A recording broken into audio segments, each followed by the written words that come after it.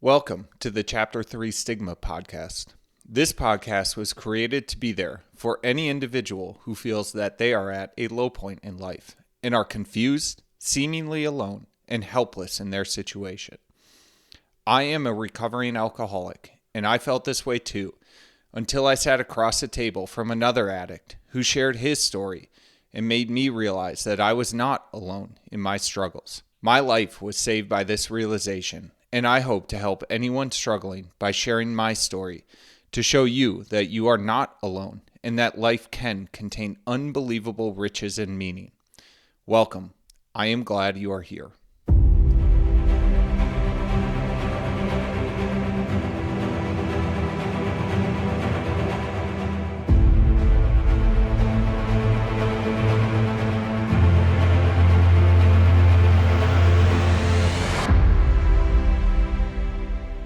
Hey folks, welcome to another episode of the Chapter 3 Stigma podcast. In today's podcast episode, we are going to be wrapping up the first part of Dr. Viktor Frankl's book, Man's Search for Meaning. The first part, again, experiences from a concentration camp. This episode is largely going to dive into the topic of suffering in great detail and explore how to find meaning in suffering and how to endure and suffer well. And so with that, we'll get to the book. Those who know how close a connection is between the state of mind of a man, his courage and hope, or lack of them, and the state of immunity of his body will understand that the sudden loss of hope and courage can have a deadly effect. The ultimate cause of my friend's death was that the expected liberation did not come, and he was severely disappointed. This suddenly lowered his body's resistance against the latent typhus infection. His faith in the future and his will to live had become paralyzed, and his body fell victim to illness. And thus, the voice of his dream was right after all. And I'll pause there. This is in reference to a story that he detailed about a friend that he had lost, who had had a dream, who had had hope of liberation, and then suffered through the realization that that liberation did not come. And back to the book. The observations of this one case and the conclusion drawn from them are in accordance with something that was drawn to my attention by the chief doctor of our concentration camp. The death rate in the week between Christmas 1944 and New Year's 1945 increased in camp beyond all previous experience. In his opinion, the explanation for this increase did not lie in the harder working conditions or the deterioration of our food supplies or a change of weather or new epidemics. It was simply that the majority of the prisoners had lived in the naive hope that they would be home again by Christmas. As the time drew near and there was no encouraging news, the prisoners lost courage and disappointment overcame them. This had a dangerous influence on their powers of resistance, and a great number of them died. And I'm going to pause and come out of the book. And just what I have noted down for this section, again, on the backdrop of Dr. Viktor Frankl's experience in the Holocaust and concentration camps, it really does feel and seem quite petty to even draw examples of experiences like this in our own lives and map these observations and kind of behaviors to them. But again, I think that's the value in doing this, and that's the whole purpose of him putting this piece of work together, is not to use as a comparative means by any means, but to allow yourself to reflect on your own life and experience. And I say all that and set all that up to say, because what I've noted here is one thing that I totally recognize is a very petty example of it. Yet I see the outcome where people fall ill, where I witness them and have myself experience like physical, emotional illness, like set upon them, and setbacks set upon them, have to do with work in professional experiences, I've witnessed this in, again, myself and others. When that hope and that courage for like situations in your work life and your professional life start to disappear, I have witnessed people just really fall apart. And it is unfortunate to see, because you, especially now, having gone through what we went through with the loss of Lucy and the suffering that we went through in battling my alcoholism and all that took out on our family, you recognize and realize how something as mundane as a job should not influence you in this manner.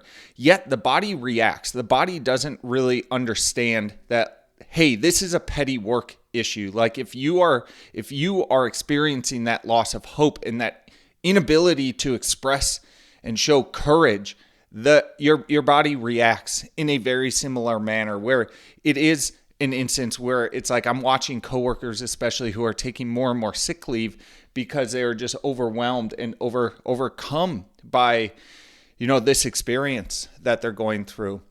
And then specific to, again, the first time that I read this book in my battle with alcoholism, I really feel that my hope dwindled and was giving out. At the very end, I genuinely would have said in the moment that I had no hope. But upon reflecting back, I think there was just the smallest amount of hope left. And at the end, the thing that got me to walk through the doors of rehab, to face the thing that I genuinely feared the most, the thing that was the act that was most exemplary of me actually facing up with something that I just thought I did not have the ability to get through, was walking through those doors of rehab. I think in a large part, that was encouragement and love from those close to me and around me, as well as just that small, tiny bit of hope that I had left take this incredible surge forward and push me through those doors of rehab. With that, back to the book. As we said before, any attempt to restore a man's inner strength in the camp had first to succeed in showing him some future goal. Nietzsche's words, "He who has a why to live for can bear with almost any how," could be the guiding motto for all psychotherapeutic and psychohygienic efforts regarding prisoners. Whenever there was an opportunity for it, one had to give them a why, an aim for their lives, in order to strengthen them to bear the terrible how of their existence. Woe to him who saw no more sense in his life, no aim, no purpose, and therefore no point in carrying on. He was soon lost. The typical reply with which such a man rejected all encouraging arguments was, quote, "I have nothing to expect from life anymore," end quote. What sort of answer can one give to that? And coming out of the book, that last quotation, "I have nothing to expect from life anymore," that is what I noted, an elegant way of saying fuck it.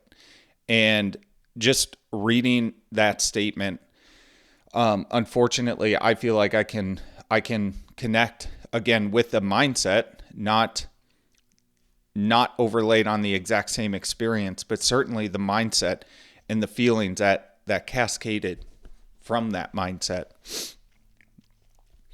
The other note I have on this section, that quote from Nietzsche that I've referenced before, "He who has a why to live for can bear with almost any how." Again, reading this the first time through, when I was really struggling and really battling with my alcoholism, this statement drove me nuts, because I felt like I should have a why. I had my family. I claimed to love them.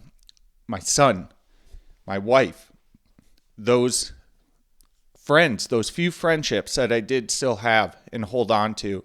I recognized that other whys, other senses of purpose were greatly falling away and falling to the wayside. I did not have a resounding why in my professional career. I knew that. I was kind of okay with that, and I sort of actually accepted that. But the love, not finding the why and the purpose and the meaning, enough to allow me to control my drinking was agonizing to me. And as I've discussed before, in a large part, it was because I was searching for the wrong solution. I wanted those instances of love in my life to solve my problem and I wanted it to allow me to control my drinking. And as I stated, control is not even an alternative for me anymore. And I had to work through the acceptance of that to get to a place where now those same relationships are a resounding why for me to really bear anyhow. So with that, we will go back to the book. What was really needed was a fundamental change in our attitude toward life. We had to learn ourselves, and furthermore, we had to teach the despairing man that it did not really matter what we expected from life, but rather what life expected from us. We needed to stop asking about the meaning of life and instead to think of ourselves as those who were being questioned by life daily and hourly. Our answer must consist not in talk and meditation, but in right action and in right conduct. Life ultimately means taking the responsibility to find the right answer to its problems and to fulfill the task which it constantly sets for each individual. These tasks, and therefore the meaning of life, differ from man to man and from moment to moment. Thus, it is impossible to define the meaning of life in a general way. And I'm going to come out of that. I'm going to say a few comments on it, and then I actually want to reread this particular section because this section is so profound. This roughly paragraph and a half essentially summarizes recovery. It summarizes the steps and the mindset shift that is required as the primary starting point for someone to be able to go from an addictive mindset where you are clamoring for control to one that looks at ways to let go and to fulfill your potential within the means and the manner in which you control. So again, coming out of the book and looking at this from the standpoint of the first time that I read through this, I 100% was looking for meaning and basically like the solution to the problem of meaning when I read this book. So reading this part and this section in particular was difficult because, again, it declares in that last part, it's impossible to define meaning in a general way. And that general solution is exactly what I was looking for. And then after entering into recovery, and again, the second time reading it, it's just like I could look at very concrete examples in my life of instances where more or less I was stepping up to the moment and to the purpose that I was there in that minute, in that hour, in that day. And it's such a broad spectrum. You know, it's being that caring and guiding parent to Grant. Like I had so many instances coming out of recovery where I showed up for Grant in a moment where he needed me, and I recognized it, and I realized that I would not have been able to do that prior to entering into recovery. And I sensed and I gathered a significant amount of meaning from those instances.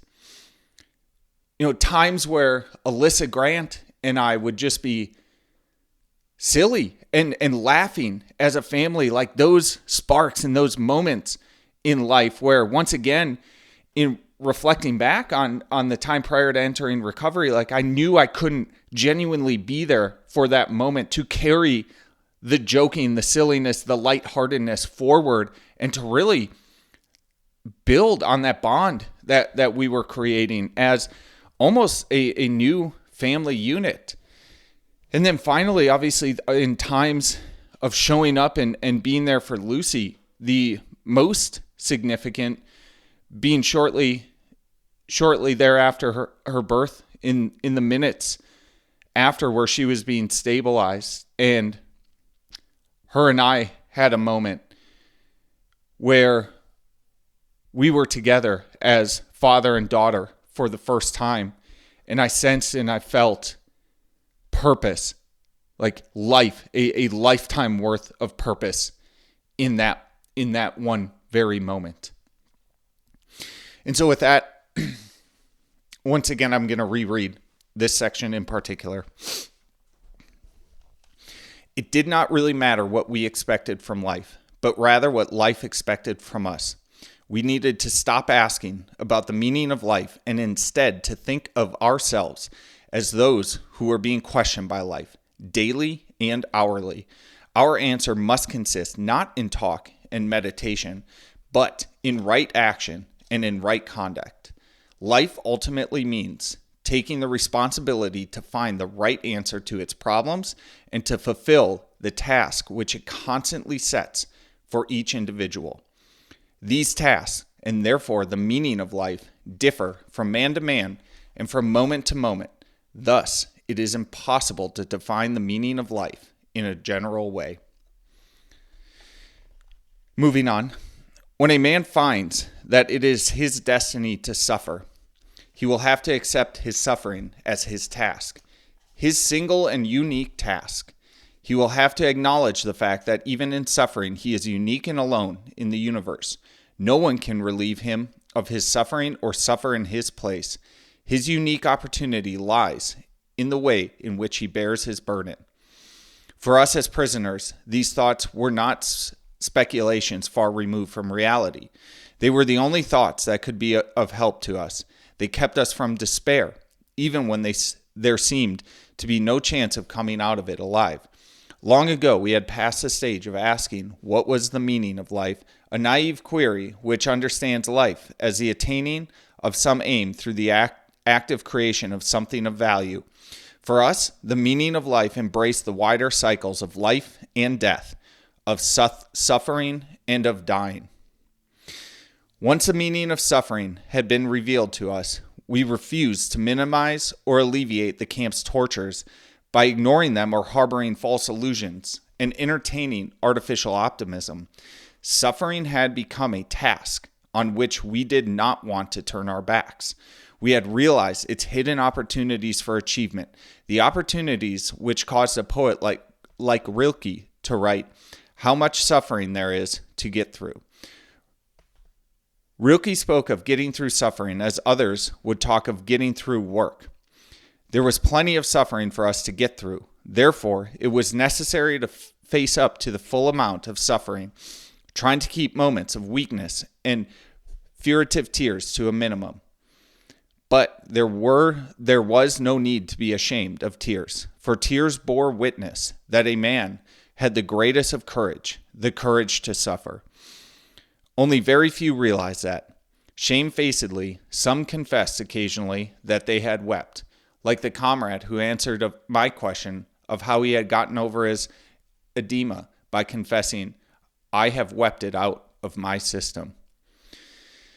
Coming out of the book for just a moment before wrapping here, really the profound lesson that I take away from this section in just reflecting back on my own learnings and experiences, specifically about the portion where he writes, "Suffering had become a task on which we did not want to turn our backs." It truly has become about, in my time in recovery, understanding where fear is an underlying motive or sensation that you are faced with or dealing with in the moment. And once that recognition is attained, turning around to face yourself towards what you fear. And I really learned this, and then to continue putting that into practice and basically giving yourself repetition of facing what you fear and building that courage, building that bravery. And in a large part for me, this was attained by doing the step work in Alcoholics Anonymous. Step 4 and step 5, in a large way, as well as 8 and 9, are a massive fear-setting exercise. And the beautiful thing about it, as I look back and map it out, is just understanding how confronting that fear of walking into the rehab facility was such a monumental shift in my perspective. And even though I took that first major step, I had to reset and start building up small, with small instances of building courage and facing what I feared. And for me, it started first and foremost by even being able to name the fear and recognize the fear. Again, I was gifted the steps to help me in this effort. But once you have recognized that as the behavior and the mechanism with which you can face those things, even during times of suffering, it does bring great purpose and power onto your side, regardless of how out of control the situation might be, out of your control in particular. With that, back to the book.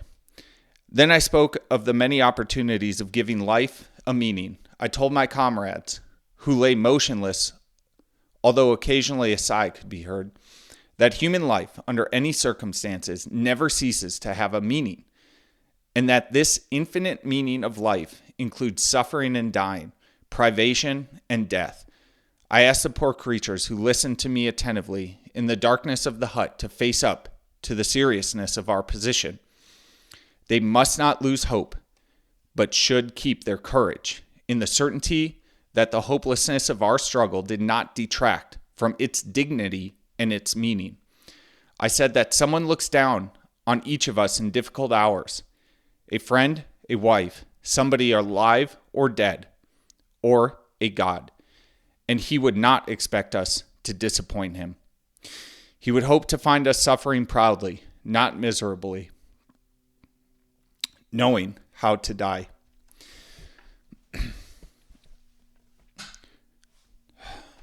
Coming out of the book in this section, it is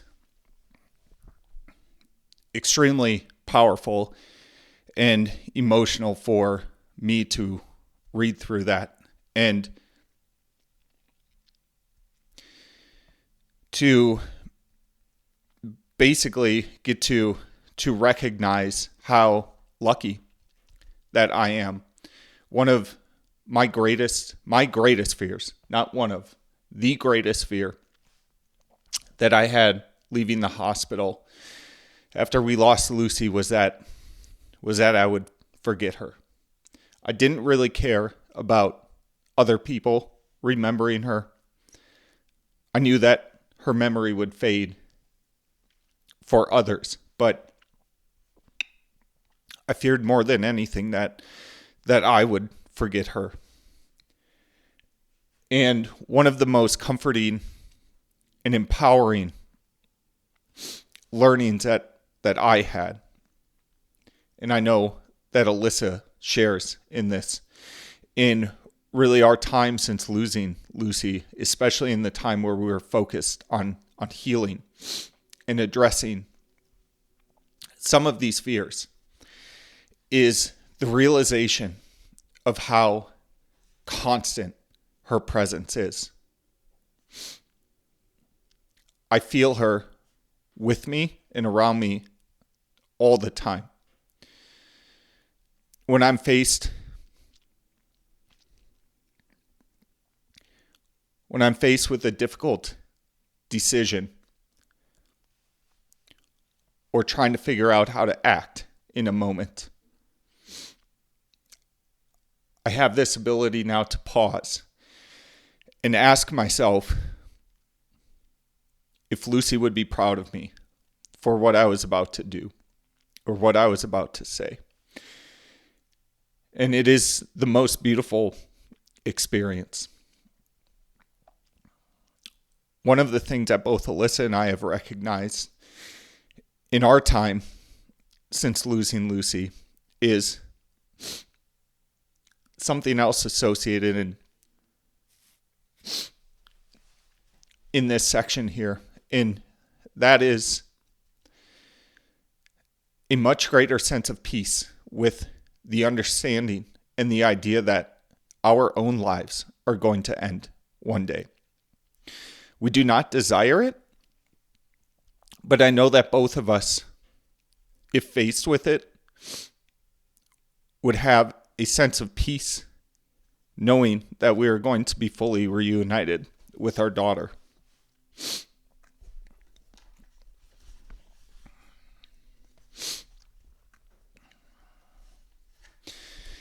And so with that, I'm going to jump to the final two paragraphs of this first section. Back to the book. But for every one of the liberated prisoners, the day comes when, looking back on his camp experiences, he can no longer understand how he endured it all.